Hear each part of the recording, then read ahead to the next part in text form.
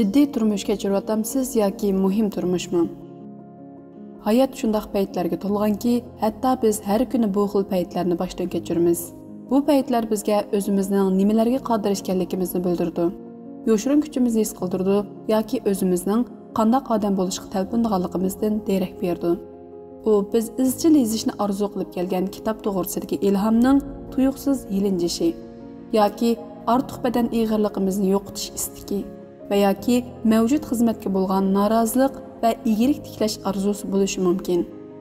Bular muhim istaklar bo'lib, bizga har vaqt xitob qilib turdi.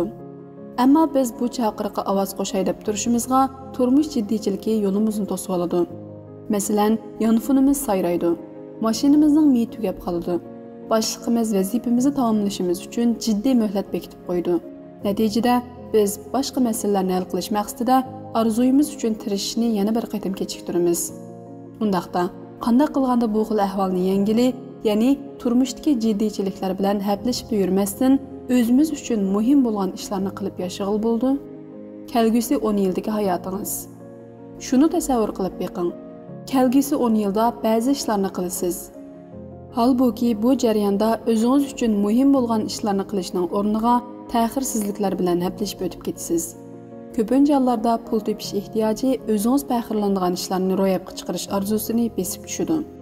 Alt hafta ichida 20 qadoq o'riqlash orzusi, chiniqishni qo'ldan bermaydigan odam bo'lish orzusini besib tushadi.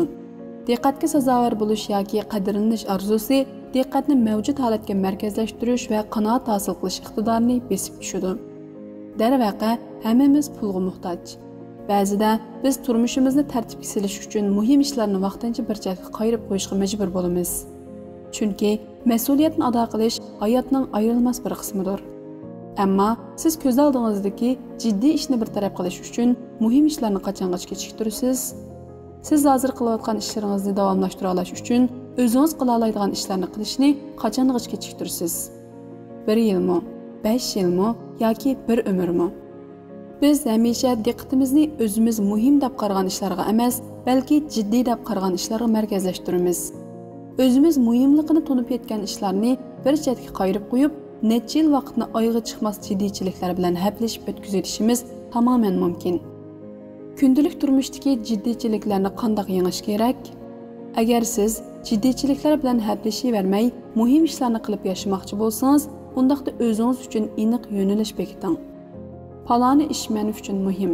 Shu men ashu ish bilan mashg'ul bo'lman deyishga jur'at qilganingizda, ondan o'zingizning emas, boshqalarning orzusiga binoan turmush kechiradigan to'zaqqa tushib qolmaysiz. Masalan, agar men tavranmas nishonimning mushu yozmani tamomlash ekanligini bilsam, undaqda bu nishon menga yo'nalish va muddat ato qildi. Bo'sh vaqt topsamla, bu maqolaga biror jumla qo'shib qo'yman. Kallamga yangi xayol kelsa, avtomatik holda uning mazkur yozmani tamomlash nishonimni amalga oshirish bilan qanday munosabati borligini o'ylayman.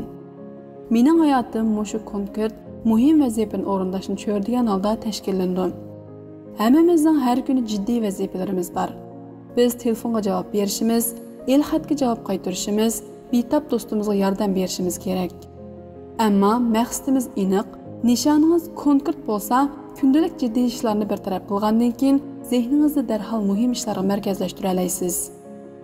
Konkret nishon sizga yo'nalish ko'rsatib berdi hamda sizni vaqt isrofchiligidan, shundaqla muhim bo'lmagan vazifalarning qaynimiga petib qolishdan qutuldirdi. Konkret nishon orzudan farqlidir. Bu nuqtani tushunish intayin muhim.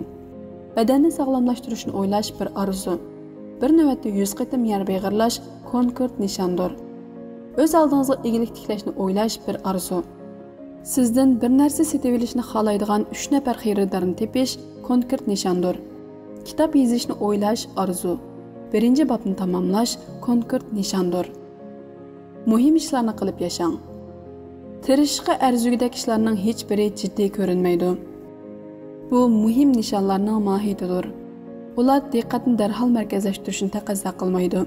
Aksicha, bu nishonlar uzun muddatlik muddat tuyg'usi, aniq yo'nalish va izchillikni talab qildi. Shunga biz odatdagi odam bo'lish uchun shapashlashning o'rniga katta odam bo'lish uchun asta-asta qadam tashlashimiz lozim. O'zingiz uchun muhim bo'lgan bir ishni tanlang va shu haqda konkret nishon belgilang. Shundaqla bugundan boshlang, harakatga o'ting. Arzuyingizning amalga oshmasligiga hargiz yo'l qo'ymang.